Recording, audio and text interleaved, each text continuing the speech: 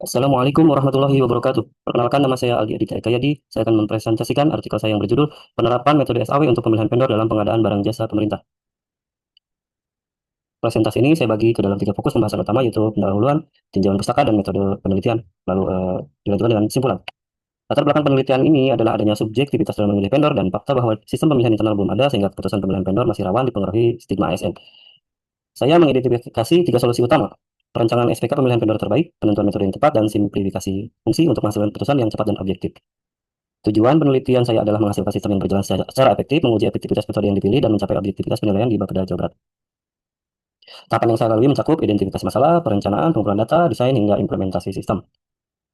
Saya menggunakan kerangka kerja web engineering dengan tahapan analisis, desain, development, testing, dan review, dan deployment untuk menjamin kualitas sistem. Tinjauan pustaka memperkuat landasan teori mengenai pentingnya sistem pendukung keputusan dalam mengambil keputusan strategis. Penelitian ini didukung oleh referensi terdahulu yang juga membuktikan bahwa metode SAW efektif digunakan untuk kasus penentuan tingkat. Lalu metode simple additive weighting, saya memilih metode ini yang merupakan metode penjumlahan terbobot. Metode ini saya nilai paling ideal karena mampu menghasilkan nilai preferensi terbaik dengan perhitungan yang sederhana. Metode ini diperkenalkan oleh Fishburne pada tahun 67 dan McCrimmon pada tahun 68, dikenal juga sebagai metode penjumlahan terbobot. Konsep dasarnya menjumlahkan secara terbobot rating kinerja setiap alternatif pada setiap atribut. Lalu cara kerjanya menentukan nilai untuk setiap alternatif dengan mengalihkan nilai kriteria dengan bobot kepentingan masing-masing kriteria, kemudian menjumlahkan seluruh hasil perkalian tersebut. Metode ini sensitif terhadap bobot kriteria, maka perubahan kecil pada bobot dapat mempengaruhi hasil perankingan alternatif.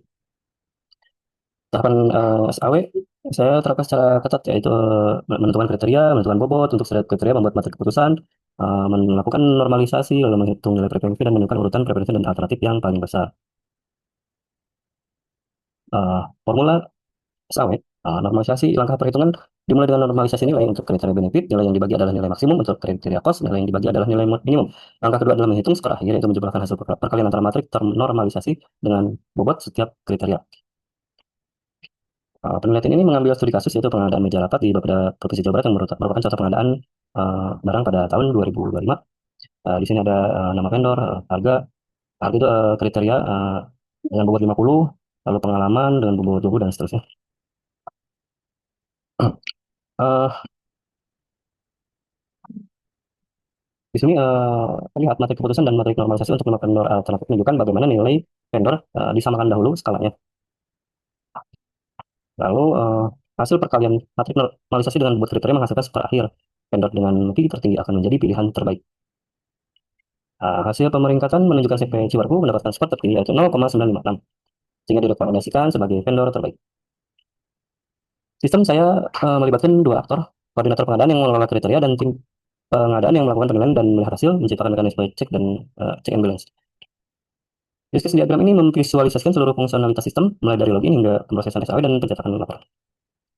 Diagram aktivitas kelola kriteria menjamin alur kerja yang terstruktur bagi koordinator dalam mengatur kriteria bobot dan jenis kriteria benefit atau cost. Lalu di sini ada implementasi sistem. Di sini terlihat tampilan login sistem, otorisasi akses yang ketat diperlukan untuk menjaga integritas data pengadaan. Lalu di sini ada menu home. Menu home ini menampilkan pengadaan yang terbaru yang dimenangkan oleh CP Ciwarbu, yaitu pengadaan meja rapat tahun anggaran 2025. Tampilan kelola kriteria ini, menu kriteria ini memungkinkan koordinator menyesuaikan bobot kriteria sesuai kebutuhan pemilihan tanpa harus mengubah kode program. Lalu ini tampilan menu vendor. Di sini tampilan nilai setiap vendor. Di sini ada history, jadi setiap pengadaan dapat rekam, lalu dapat dicetak. Simpulan, bagi simpulan saya merangkum: satu, sistem yang saya kembangkan berjalan secara efektif dan sukses mengotomatisasi proses pemilihan vendor. Dua, instansi dapat memitigasi risiko pengadaan dengan memilih vendor berdasarkan data objektif yang terstruktur. Tiga, metode SAW terbukti tepat karena memberikan komputasi yang efisien, membuat pengambilan keputusan lebih cepat dan terukur. Lalu sarannya untuk di kemudian hari, pengembangan sistem ini dapat dikembangkan untuk mendapatkan fitur analisis data historik. Yang kedua, pembobotan kriteria dapat dilakukan lebih dinamis, menyesuaikan dengan jenis pengadaannya. Lalu semoga di kemudian hari sistem ini dapat diintegrasikan dengan sistem internal pada Provinsi Jawa Barat. Demikian presentasi dari saya. Mohon maaf apabila ada kekurangan. Wassalamualaikum warahmatullahi wabarakatuh.